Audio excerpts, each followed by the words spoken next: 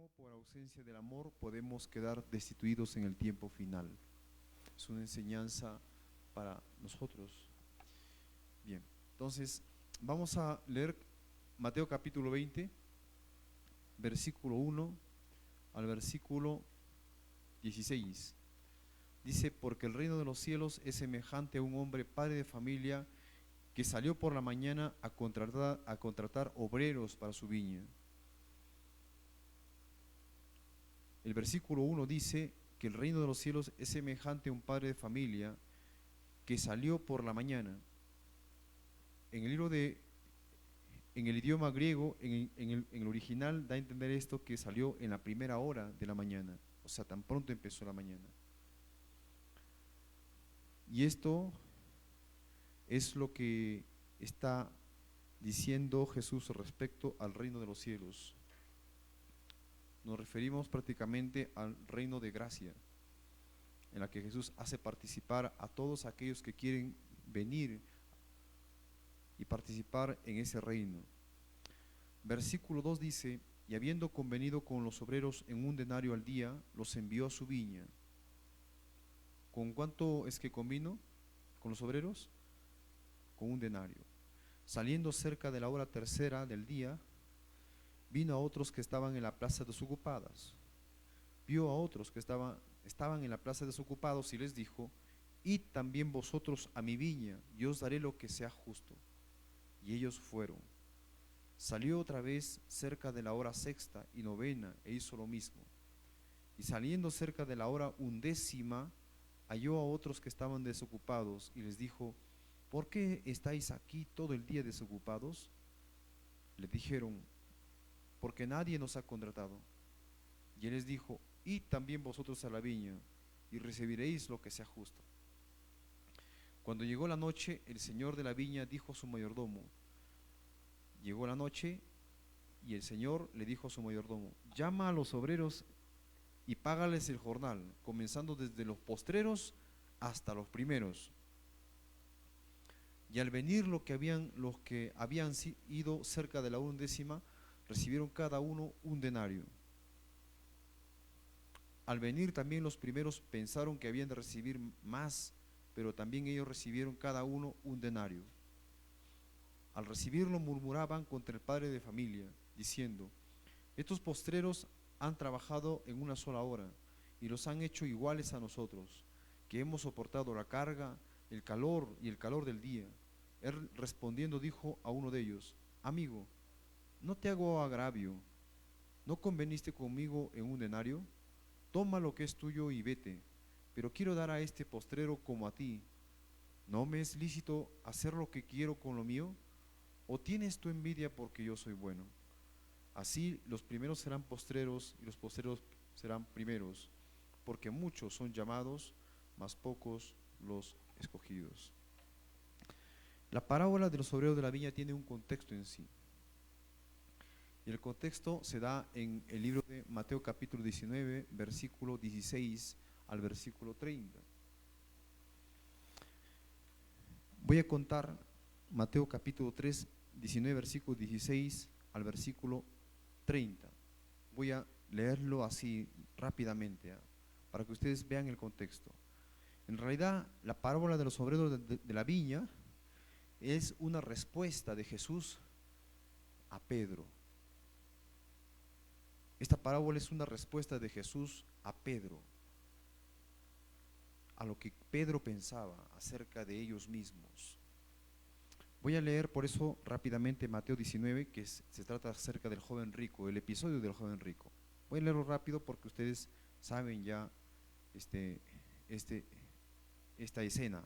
Dice el versículo 16: entonces vino uno y le dijo: maestro bueno, ¿qué bien haré para tener la vida eterna?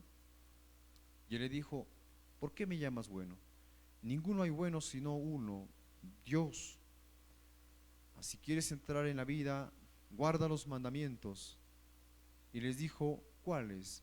Y Jesús les dijo: no matarás, no adulterarás, no hurtarás, no dirás falso testimonio, honra a tu padre y a tu madre, y amarás a tu prójimo como a ti mismo. Y el joven le dijo, todo esto lo he guardado desde mi juventud, ¿qué más me falta? Es como que, bueno, bajo el contexto mismo, como que él sabía que había guardado todos los mandamientos, ¿no?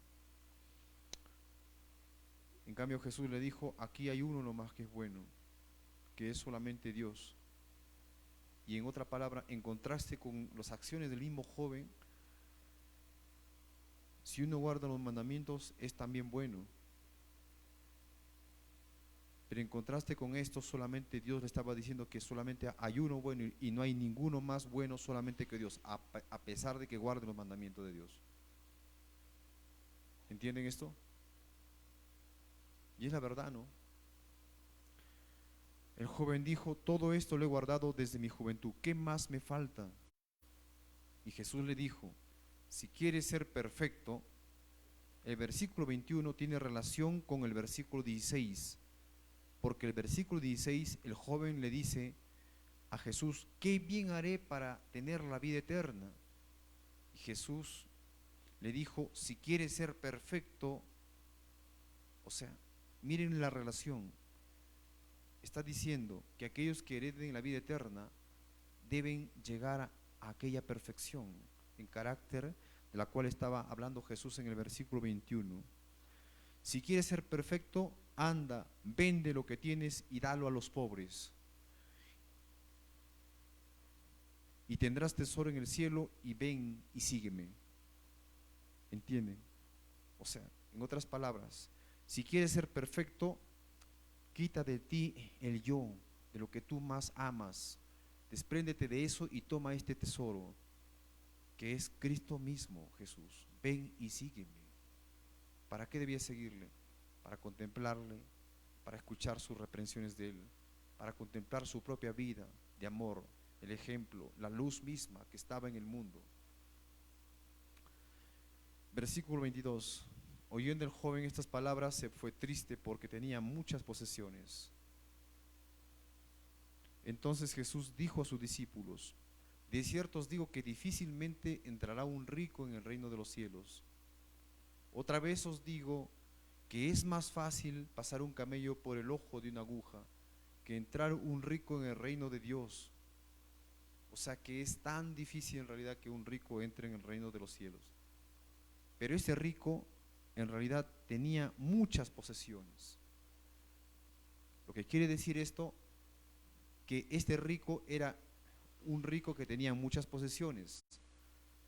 Y cuando hablamos rico no estamos refiriendo necesariamente a personas que tienen muchas posesiones, sino aquellas personas que guardan para sí algo, que atesoran para sí en su corazón algo que sustituye a Dios, que reemplaza a Dios, que es más que Cristo. Ya lo van a ver por qué. Miren, van a ver el contexto.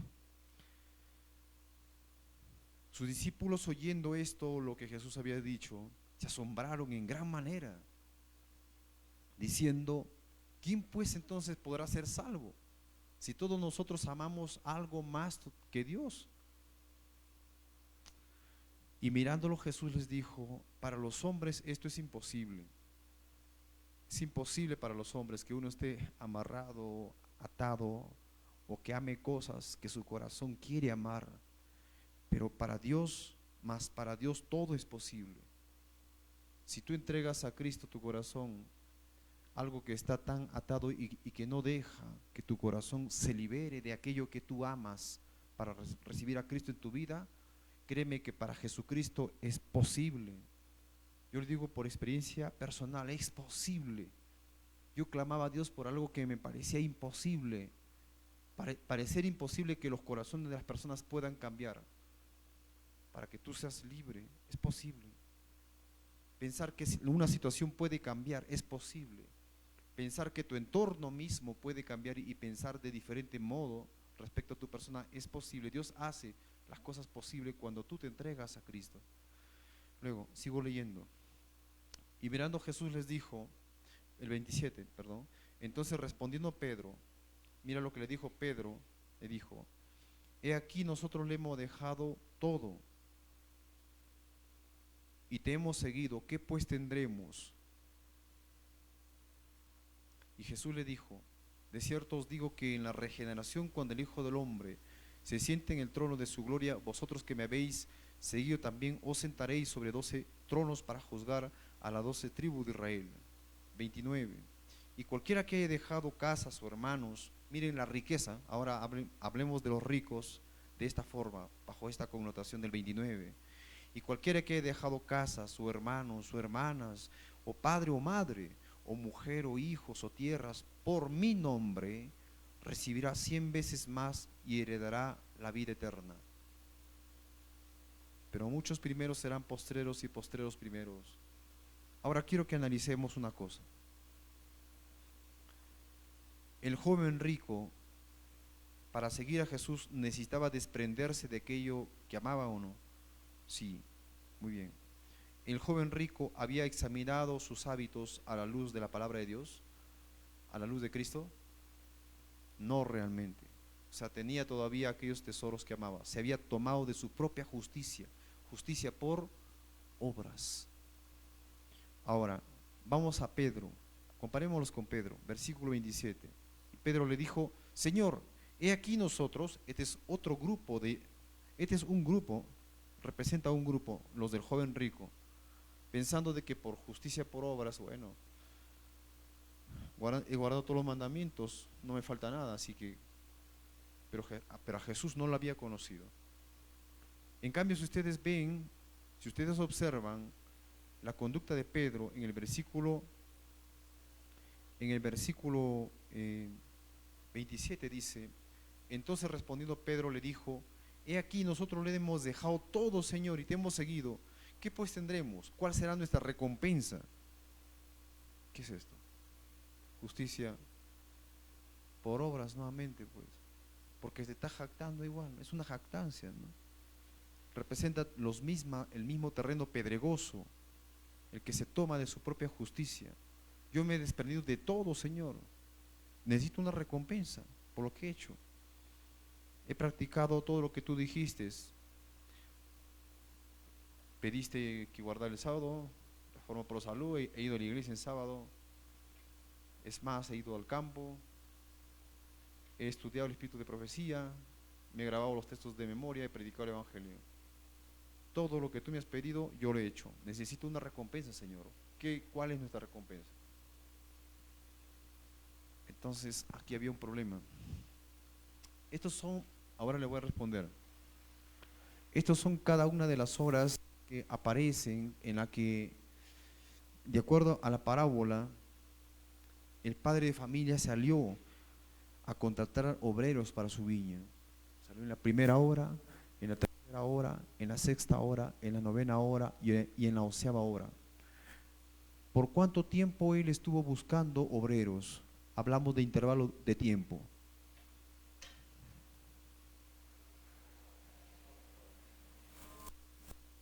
Entre 3 y 1 habría 2 horas, entre 6 y 3 habría 3 horas, y entre 9 y 6 3 horas, ¿no?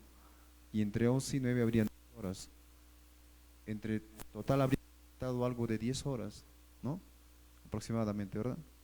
¿Está bien? Bien.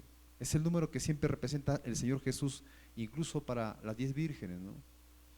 Incluso para hablar de las 10 ciudades. Cristo siempre manifiesta su juicio,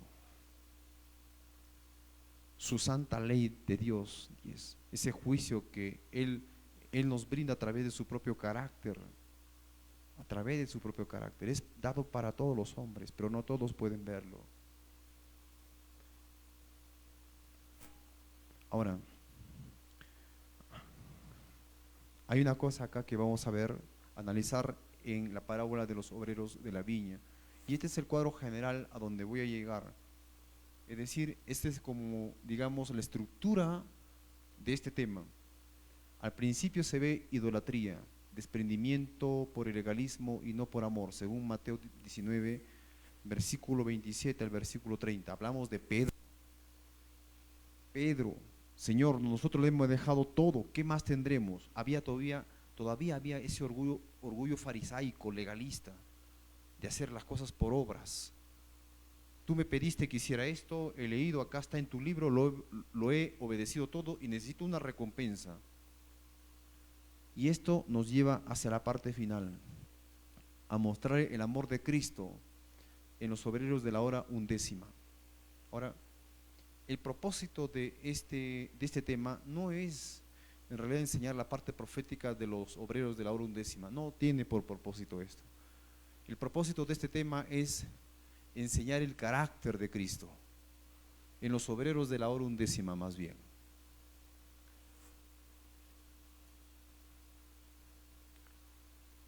Pedro dijo esto.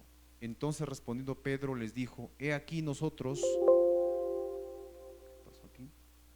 Entonces Pedro les dijo, he aquí nosotros lo hemos dejado todo y te hemos seguido. ¿Qué pues tendremos? Hemos hecho esfuerzos, Señor. Hemos trabajado para merecer entrar en el reino de los cielos. ¿Cuál será nuestra recompensa? ¿Qué era esto?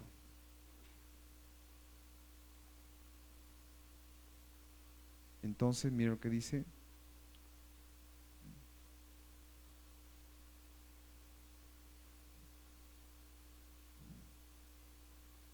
Ahí está.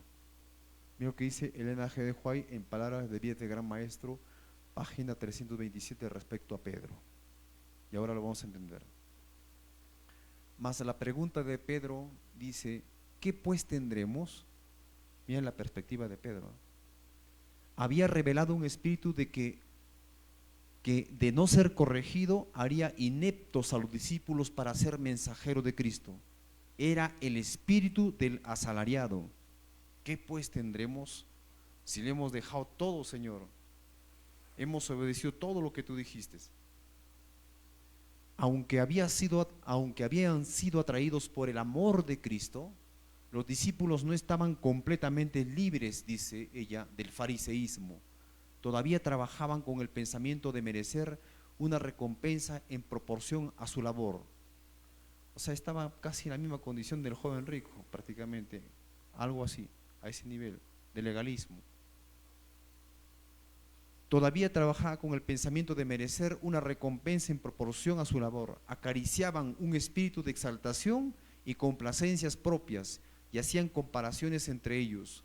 Cuando alguno de ellos fracasaba en algún respecto entre los discípulos, los otros se sentían superiores. Todavía había ese egoísmo dentro de ellos. Luego dice, vamos a hablar acerca de los obreros de las primeras horas. Y quiero que noten algo importante dentro de este estudio.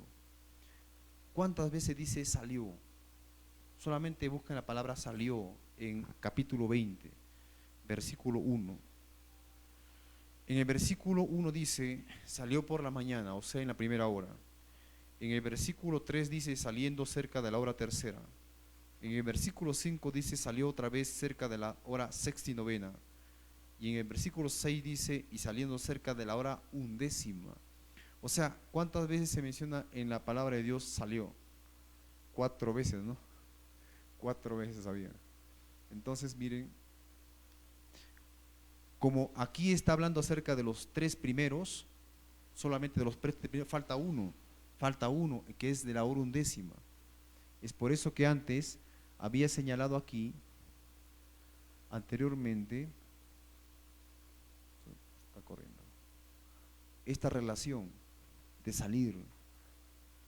Los obreros en la que se menciona salió durante este tiempo, en la que dice salió, y los de la hora undécima, cuando dice salió, pero en la hora undécima.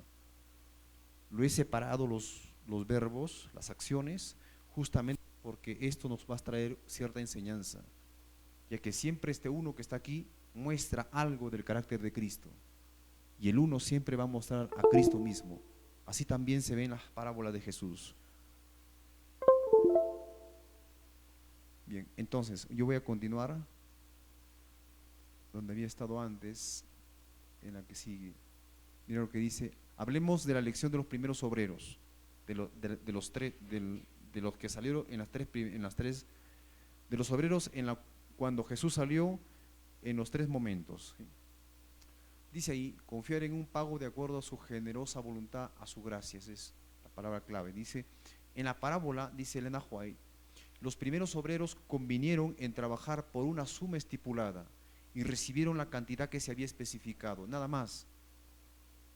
Los que fueron ajustados más tarde creyeron en la promesa del patrón: os daré lo que fuere justo.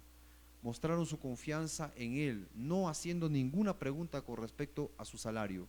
Confiaron en su justicia y equidad del patrón, ¿no? Y fueron recompensados no de acuerdo con la cantidad de su trabajo, sino según la generosidad de su propósito. Y ahora viene la enseñanza. Así Dios quiere que confiemos en aquel que justifica al impío. Concede su recompensa no de acuerdo con nuestro mérito, sino según su propósito de Él mismo, que hizo en Cristo Jesús nuestro Señor, según Efesios 3:11. No por obras de justicia que nosotros habíamos hecho, mas por su misericordia nos salvó, dice Tito 3:5. Y en favor de aquellos que confían en Él, obrará mucho más abundantemente de lo que pedimos o entendemos. Entonces, quiere decir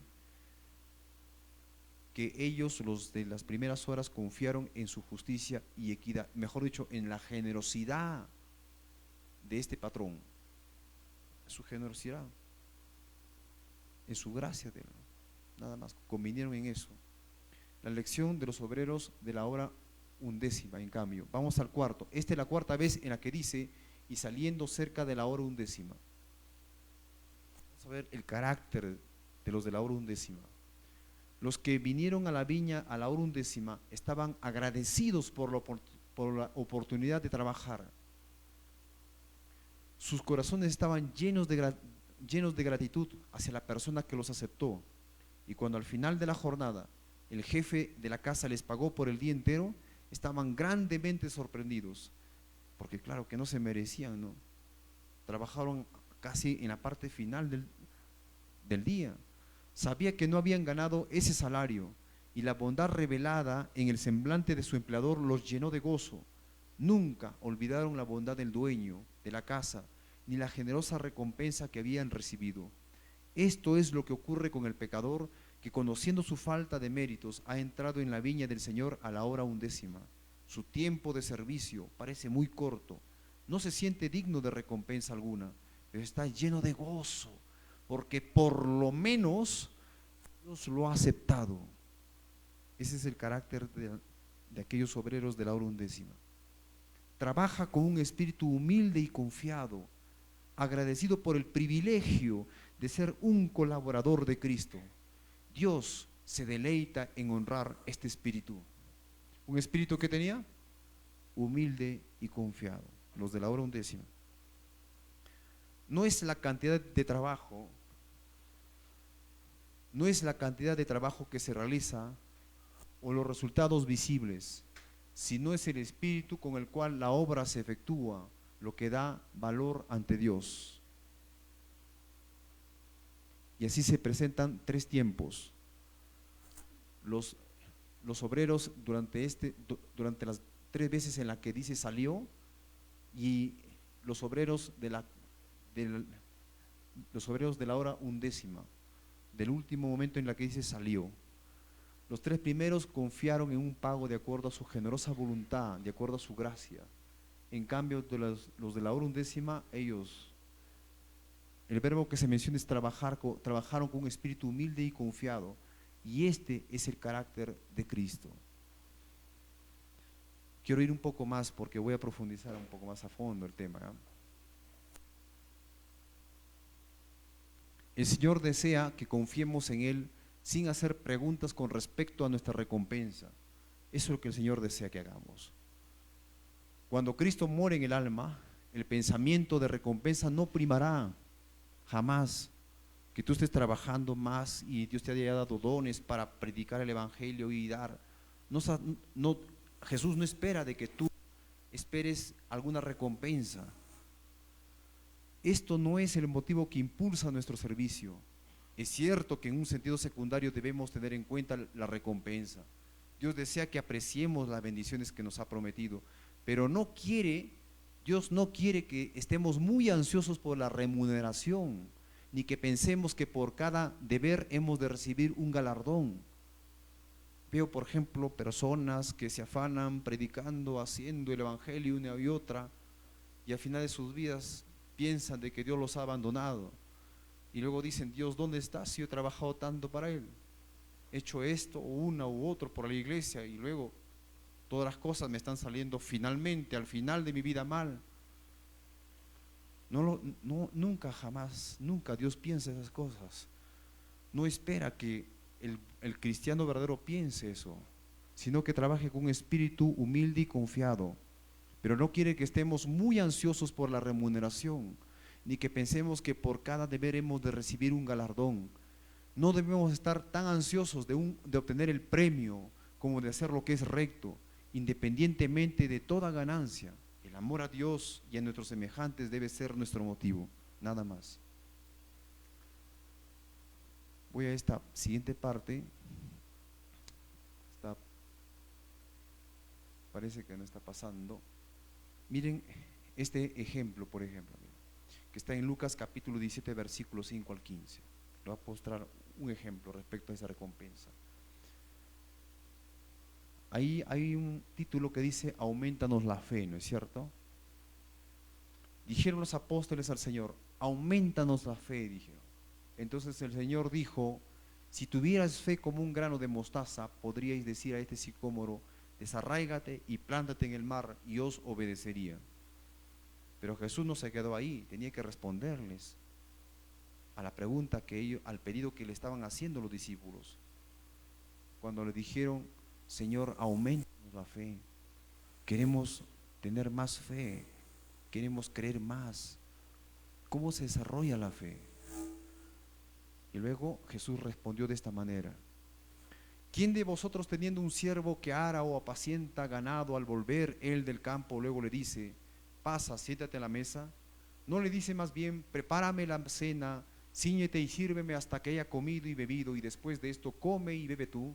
¿Acaso gracias al siervo porque hizo lo que se le había mandado? Pienso que no. Así también vosotros, cuando hayáis hecho todo lo que os ha sido ordenado, decid: siervos inútiles somos, pues lo que debíamos hacer hicimos. ¿Cuál es la fe cuál es el carácter que quiere Dios, que quiere el Señor que desarrollemos? ¿Cómo es que se desarrolla aquel carácter? A través del servicio sin recompensa. Finalmente, ¿quién es el que hace toda la obra aquí?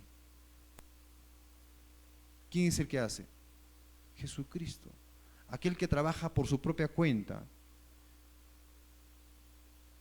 ¿es digno de un jornal? Hablamos de término de justicia. ¿O es deudor más bien? Deudor más bien. Eso dice Romano, ¿no es cierto? Entonces, esto significa prácticamente que cuando uno es siervo de Dios y pide que se le aumente la fe, pues tiene que reconocer que todo el trabajo en realidad es gracias a Cristo. Jesús en realidad es el que hace todas las obras. ¿Qué recompensa nosotros podemos pedir si Él lo hace? Más bien, da gracias que por lo menos estás participando del reino de los cielos. ¿Cuál es el fruto finalmente que tú obtienes? El servicio, de ser siervo, así como Jesús fue siervo. Es el fruto que tú tienes, el carácter de Cristo. Jesús vino ¿a qué? A servir, ¿no? Y ese carácter nosotros debemos tener. De esa manera nos aumenta la fe, saber que Dios nos está utilizando. Dios es el que nos utiliza y nosotros somos sus instrumentos. De esa manera la fe se desarrolla tan solamente por el hecho de que tú trabajes siendo un instrumento de Dios. No estás reclamando una recompensa por el hecho de que Dios te está usando como instrumento. ¿Entienden esto? ¿Se entiende, verdad? Y de eso es lo que se trata. Pasemos, por favor. Bien. Como ha estado aquí, avancemos. Los primeros trabajadores y el legalismo. Hablamos de los tres primeros.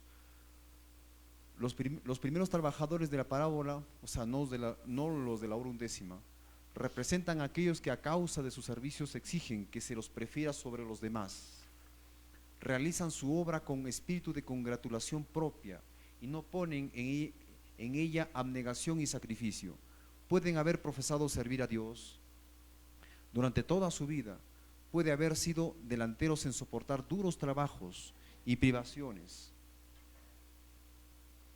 y pruebas, y por lo tanto se creen merecedores de una gran recompensa. Son los primeros trabajadores, o sea, hablamos de 3 más 1 igual 4. Gracias. Entonces, permítanme hacer un croquis aquí. Estamos hablando de los 3 primeros trabajadores, ¿sí? Aquí. Más 1. Estos son los de la hora undécima. Dan 4 finalmente.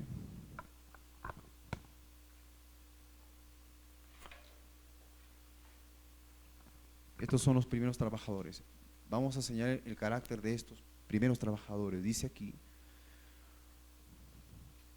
donde nos hemos quedado, los primeros trabajadores de la parábola representan a aquellos que a causa de sus servicios exigen que se los prefiera sobre los demás, realizan su obra con espíritu de congratulación propia y no ponen en ella abnegación y sacrificio. Pueden haber profesado servir a Dios durante toda su vida, pueden haber sido delanteros en soportar duros trabajos, privaciones y pruebas, y por lo tanto se creen merecedores de una gran recompensa. Piensan más en el pago que en el privilegio de ser siervo de Cristo. Eso es lo que le venía diciendo. ¿Se acuerdan cuando hablamos de lo anterior? Justamente de esto, justo de lo... Está bien. Gracias. Piensan más en el pago que en el privilegio de ser siervo de Cristo. A eso justamente es lo que hablábamos antes, aquí en este versículo, cuando Jesús dijo, aumentanos la fe. ¿Cómo podemos aumentar la fe? Dejándonos ser instrumentos en la mano de Dios, tener el privilegio de ser siervo de Dios, aunque sea de ser instrumento de Dios, es suficiente para que la fe aumente más todavía. Vemos que así su gracia del Señor aumenta. Bueno, estamos aquí pues, en esta parte, ¿no? Según ellos, sus labores y sacrificios los hacen acreedores a un honor mayor que los demás, y debido a que esta pretensión no es reconocida, se ofenden. Si pusieran en su trabajo un espíritu amante y confiado, continuarían siendo los primeros, pero su disposición a quejarse y protestar es contraria al espíritu de Cristo y demuestran que ellos son indignos de confianza. ¿Qué significa? Que ¿cómo es el carácter de Cristo? ¿Tiene un espíritu? ¿Cómo es el carácter de Cristo? Amante y espíritu, dice acá, amante y confiado, amante y confiado. Igual que los de la hora undécima. ¿Qué más dice después? Revelan su deseo de engrandecimiento personal, su desconfianza en Dios, sus celos y mala voluntad hacia sus hermanos. La bondad y la liberalidad del Señor es para ellos solo motivo de murmuración. Así muestran que no hay relación entre sus almas y Dios. No conocen el gozo de cooperar con el artífice maestro. Luego dice, pasando acá. Muy bien. Otra más. No hay nada más ofensivo para Dios que este espíritu estrecho y egoísta. Él no puede trabajar con nadie que manifieste estos atributos.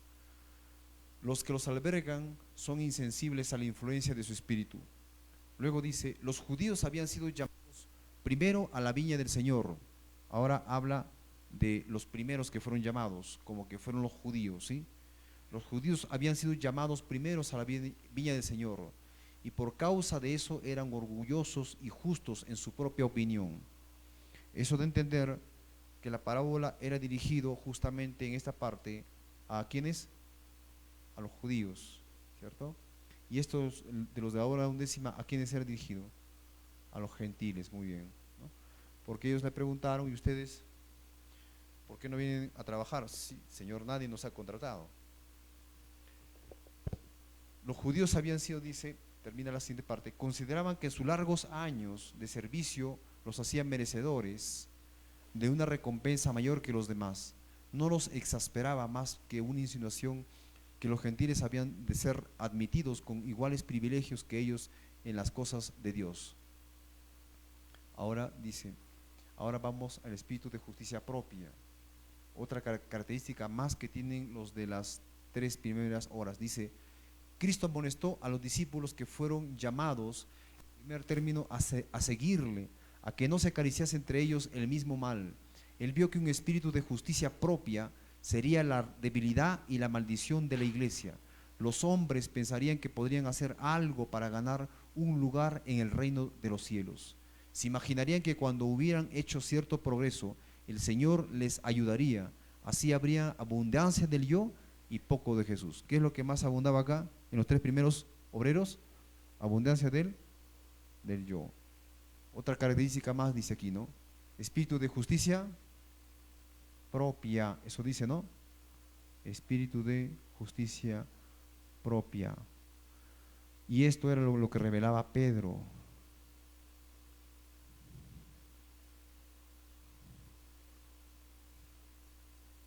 Los separamos, ¿ya?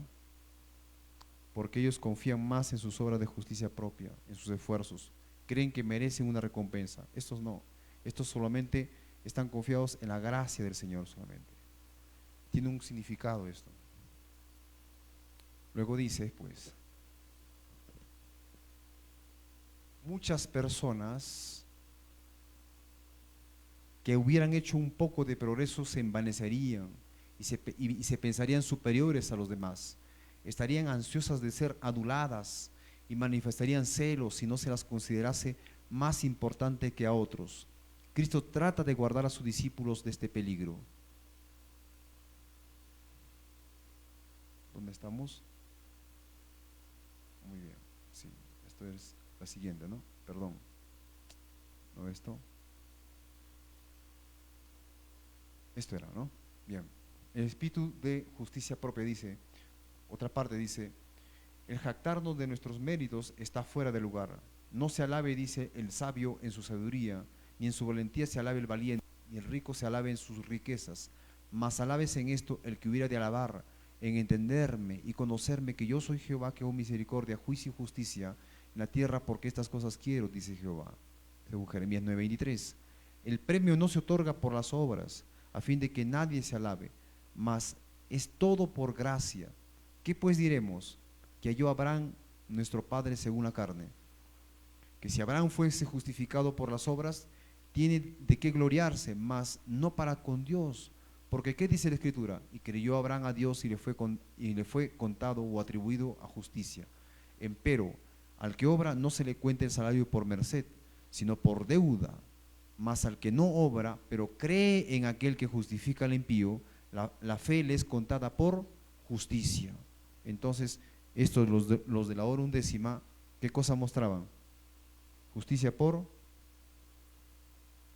al final. Al revés, este sí muestra justicia por obra, ¿no?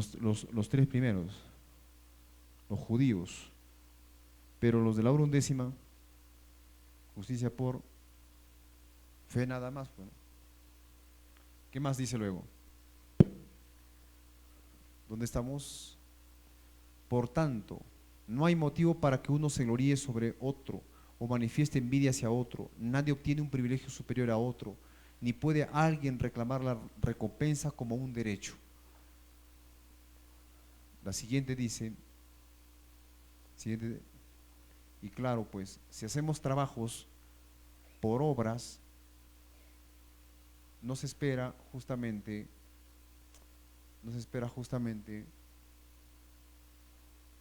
antes, perdón, ya, ahí,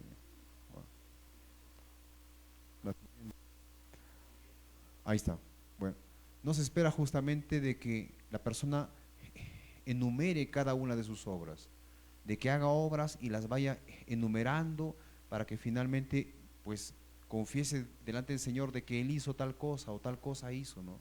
Y luego diga a Dios, bueno, sí, realmente mereces una recompensa. O como aparece en la siguiente imagen que dice, personas pues que están agradándose a sí mismo. Bueno, vamos al siguiente. ahora la parte importante, que es la humildad y el amor. Esta representación: el primero y el último han de ser participantes en la gran recompensa eterna. ¿Qué dice? El primero y el último han de ser participantes en la gran recompensa eterna.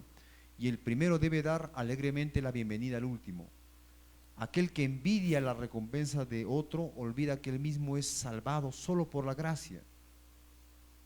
La parábola de los trabajadores condena todos los celos y las sospechas. O sea que, ¿cómo somos salvados? Por la gracia. Este número 3 representa justamente esto. ¿No se acuerda que convinieron en lo que era justo los 3 primeros?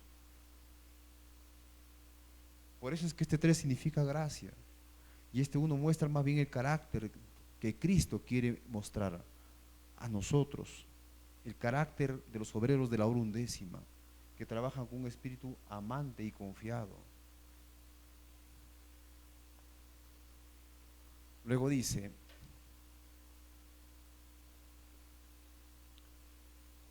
¿dónde estamos acá?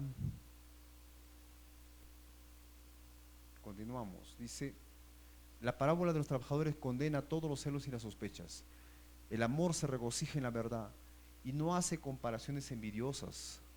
El amor que posee, el que posee amor compara únicamente la belleza de Cristo con su propio carácter imperfecto.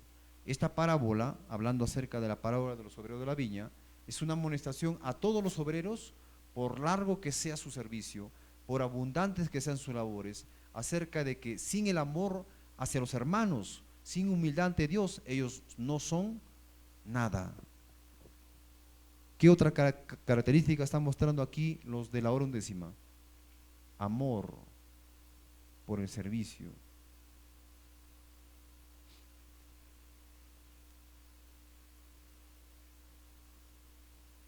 Si no hay amor, no hay nada. Y no solamente amor, ¿no? Sino está hablando de amor, que el amor se regocija en la verdad y no hace comparaciones. El que posee amor compara únicamente con su propio carácter imperfecto. En realidad, simplemente amor pondría yo, ¿ya? Nada más. Ellos tienen amor simplemente. Muestran amor delante de los demás para con su prójimo. Esta parábola es una amonestación a todos los obreros, por largo que sea su servicio, por abundantes que sean sus labores, acerca de que sin el amor hacia los hermanos, sin humildad ante Dios, ellos no son nada. No hay religión en la entronización del yo. ¿Y quiénes son los que han entronizado el yo? ¿Los de las 3 primeras o las de la última? Las 3 primeras. Aquel que hace de la glorificación propia su blanco, ojo aquí con la parte rojo, aquel que hace de la glorificación propia su blanco, se hallará destituido de aquella gracia que es lo único que puede hacerlo eficiente en el servicio de Cristo. Toda vez que se condesciende con el orgullo y la complacencia propia, la obra se echa a perder. Humildad y amor. No es la cantidad de tiempo que trabajamos, sino nuestra pronta disposición y nuestra fidelidad en el trabajo lo que hace aceptable a Dios. En todo nuestro servicio se requiere una entrega completa del yo. El deber más humilde, hecho con sinceridad y olvido de sí mismo, es más agradable a Dios que el mayor trabajo cuando está echado a perder por el engrandecimiento propio. Él mira para ver cuánto del Espíritu de Cristo abrigamos y cuánta de la semejanza de Cristo revela nuestra obra. Él considera mayores el amor y la fidelidad con que trabajamos que la cantidad de obra que efectuamos. ¿Qué es lo que mira Dios? El amor y la fidelidad con que trabajamos. O sea que esto de la hora undécima, ¿qué tienen? Amor y ¿qué más? Y fidelidad. Es otra característica. Todas estas características pertenecen ¿a quién? A Cristo. Justamente a este uno, los de la hora undécima. Seguimos. Tan solo cuando el egoísmo está muerto, cuando la lucha por la supremacía está desterrada, cuando la gratitud llena el corazón y el amor hace fragante a la vida, tan solo entonces Cristo mora en el alma y nosotros somos desconocidos como obreros juntamente con Dios, reconocidos como obreros juntamente con Dios. Esto está en la página 332. Seguimos. El espíritu de abnegación y de gozo. Otra característica más. Por cansador que sea su trabajo, los verdaderos obreros no lo considerarán como un trabajo penoso. Están dispuestos a gastarse y ser gastados, pero es un trabajo gozoso, hecho con un corazón alegre. El gozo en Dios sea expresa por medio de Cristo Jesús. Su gozo es el que le fue propuesto a Cristo, que haga la voluntad del que me envió y que acabe su obra. Están cooperando con el Señor de la gloria. Este pensamiento dulcifica toda faena, fortalece la voluntad, vigoriza el espíritu para todo lo que pueda ocurrir. ¿Qué característica tenían los de la hora undécima? ¿El gozo de qué? El gozo en Dios, exactamente. El gozo en Dios. Ellos trabajan gozosos. ¿Qué dice que hacen ellos? Pero este es un trabajo gozoso, eso es lo que hacen ellos, ¿no? Con corazón alegre. Ellos trabajan con gozo. Ellos trabajan con gozo, ¿no?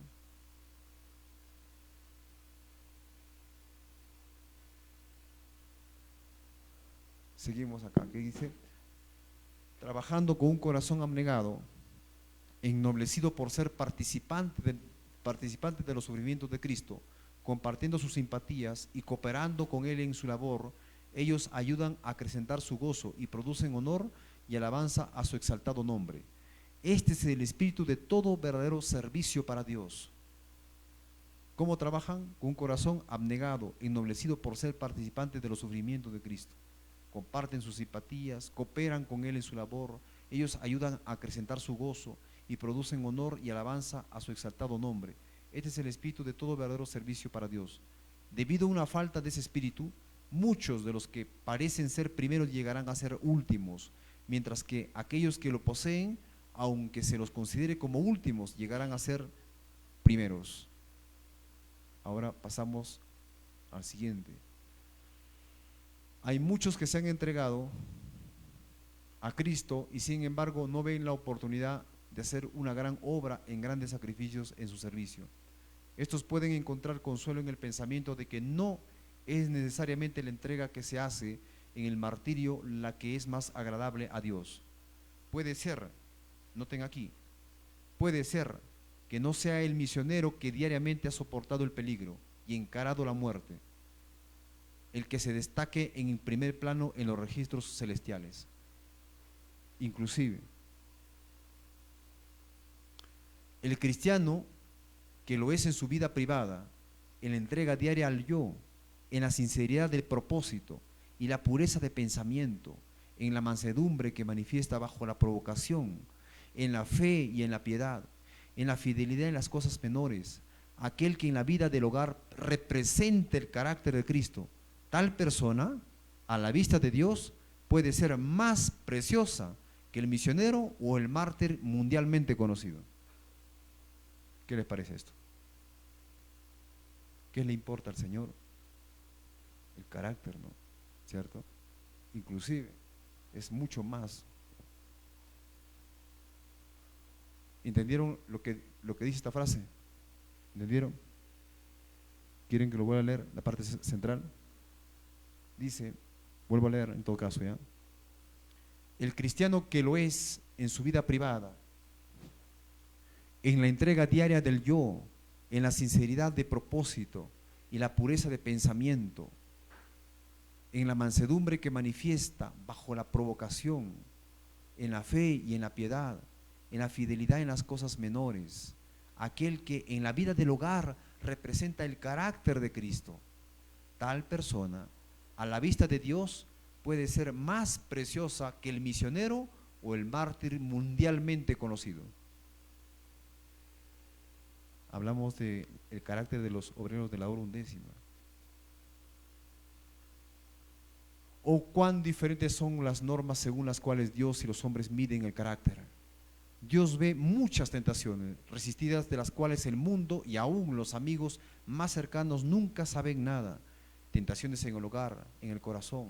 Él nota la humildad que siente el alma al ver su propia debilidad el sincero arrepentimiento hasta un pensamiento que es malo. Él ve la devoción ferviente a su servicio. Él ha notado las horas de dura batalla con el yo, una batalla que gana la victoria. Todo esto lo saben Dios y los ángeles. Un libro de memorias escrito ante Él para aquellos que temen a Dios y piensan en su nombre. Eso está en Palabras de Vida del Gran Maestro, página 333 y 334. Ahora, ¿cuál es el propósito final? ¿Dónde está el secreto del éxito? ¿Qué podemos hacer nosotros? Y es con esto que vamos a terminar ahora. Mira lo que dice aquí, y dice con justa razón el título: la contemplación a Cristo es el secreto del éxito, dice ahí. Hemos hablado de la contemplación, y eso es lo que está diciendo acá. Miren, ¿cuál es el problema acá? En los obreros de las 3 primeras horas, el yo, y acá no, ¿no es cierto? Entonces, ¿a quién representa? A Cristo, claro. Este es el carácter de Cristo. Los obreros de la hora undécima representan al carácter de Cristo mismo. El secreto del éxito no ha de ser hallado en nuestro conocimiento, en nuestra posición, en el número que constituimos, en los talentos que se nos ha confiado, ni en la voluntad del hombre. Sintiendo nuestra deficiencia, hemos de contemplar a Cristo. Y por medio de aquel que es la fuerza de toda fuerza, el pensamiento de todo pensamiento, la persona voluntaria y obediente obtendrá una victoria tras otra. Hay que contemplar ¿a quién? A Cristo. Y por corto que sea nuestro servicio o humilde nuestro trabajo, si con una fe sencilla seguimos a Cristo, no seremos chasqueados en cuanto a las recompensas. Aquellos que aún los mayores o los más sabios hombres no pueden ganar, el más débil y el más humilde puede recibir. Los áureos portales del cielo no se abrirán ante el que se exalta a sí mismo. No darán paso a los de espíritu soberbio. Los áureos portales del cielo no se abrirán a aquellos que tengan espíritu soberbio, pero los eternos portales se abrirán de par en par ante el toque tembloroso ¿de quién? ¿Quién es este? De un niñito. Bendita será la recompensa de gracia concedida a los que trabajaron por Dios con simplicidad de fe y amor. Que es el último, ¿no?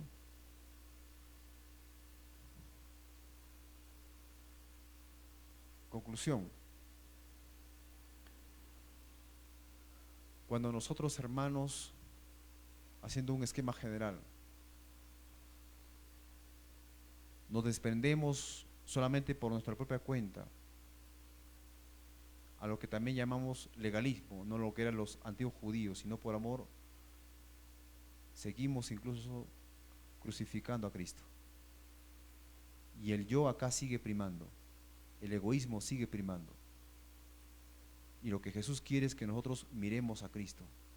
Mirando a Cristo solamente seremos salvos, porque mirando a Cristo, su amor, que es expresado por la muerte en esta cruz, tendremos el amor de Cristo, y trabajaremos así como Cristo vino a trabajar por nosotros, no para ganarse algo, ninguna recompensa, ningún mérito, sino simplemente con un amor, fidelidad, con un espíritu amante y confiado, como presentan los de la hora undécima.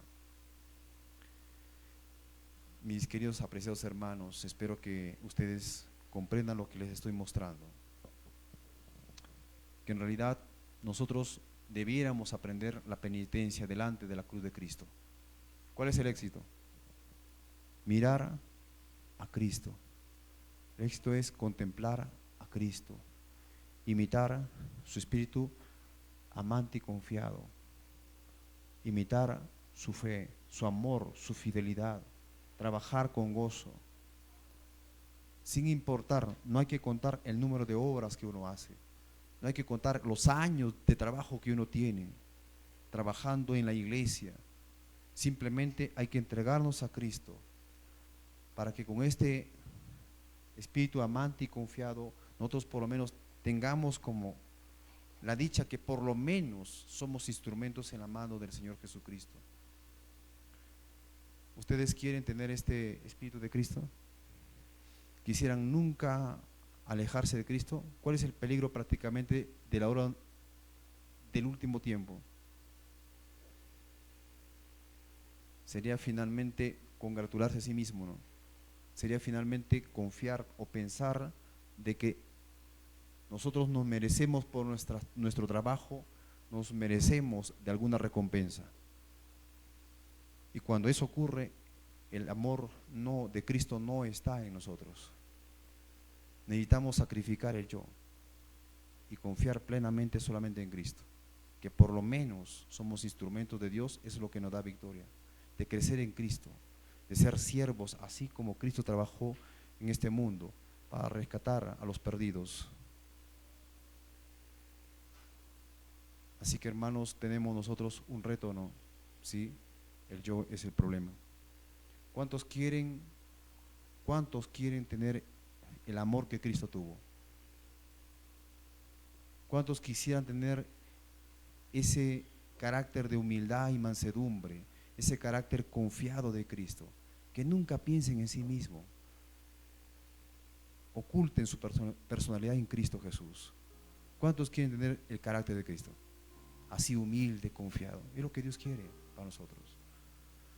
Bien, hermanos, antes de terminar este tema, por todos aquellos que levantan la mano, yo voy a hacer una oración, porque creo que yo estoy convencido que es la parte final, lo que nos dará victoria al final del tiempo, el amor. Como el Señor Jesús dice, que en esto se manifiestan los hijos de Dios y los que no son, aquellos que guardan sus mandamientos, y el segundo punto, aquellos que aman a su hermano, así como Dios amó. Vamos a postrarnos para orar.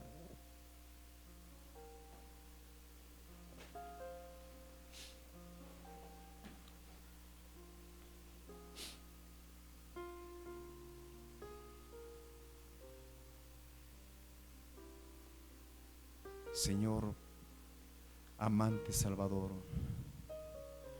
gracias, Señor, por tu misericordia. Gracias, querido Padre, porque ahí donde vemos la cruz, contemplamos, Señor, tu gran amor al cual no podemos resistir, y el yo queda empequeñecido cuando tú eres y no nosotros, porque en realidad nada somos nosotros. Nuestras obras de justicia, por querer ser mejores, inclusive nada son, a menos que tu gracia esté, tu poder se manifieste en nuestra vida, a menos que tu gracia nos lleve, Señor, a que tu carácter podamos asimilarlo. Padre, perdona nuestros pecados. Padre, perdona, Señor, ese espíritu confiado en nosotros, de confianza propia, de justicia propia. Padre, perdona si de repente estamos caminando conforme a nuestras propias decisiones, no conforme a Cristo, no tomando tus decisiones tuyas. Perdónanos, Padre, también. Queremos ser obreros, así como tú fuiste, sacrificado, Dios, pero confiado. Realmente mantener el amor que tú tienes, la fidelidad que tú tienes, hacer las obras, de gozarnos haciendo las obras a las que tú nos enviaste a este mundo. De nunca nos miremos a nosotros por las cosas que somos, y que tu amor persevere por siempre. Solamente si miramos a ti, sabremos que tu amor, Señor, estará en nosotros siempre, siempre que nosotros nos ocultemos en ti, Señor Jesús. Quédate con nosotros, que tu Espíritu Santo nos ayude a representarte ante el mundo de la mejor manera. En el nombre de Jesús te lo pedimos. Amén, Señor.